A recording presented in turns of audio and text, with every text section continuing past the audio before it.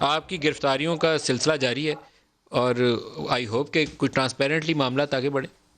بہت شکریہ ندیم صاحب.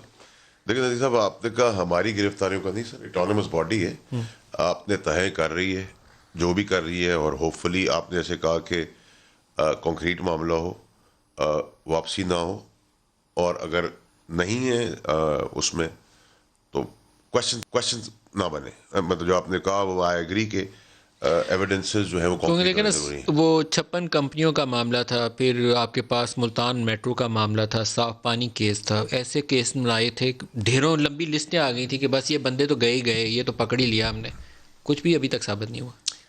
ندیم علی صاحب, نہ تو ہم اس کے جواب دہ بن سکتے ہیں کیونکہ یہ اٹانومس ادارہ ہے, نہ ہماری ڈائریکشن اس کے اندر ہے, نہ ہمیں پتہ ہے کہ وہ وجوہات کیا ہیں, اریسٹ کیا ہے, کیا ایسیٹس بیونڈ مینز ہیں, یا کیا ان پہ ایلیگیشنز ہیں, کسی کو کچھ پتہ نہیں ہے. سو آئی تھنک بہتر یہ ہوگا کہ ہم نیب کی ترجمان سے یہ بات پوچھیں گے. جب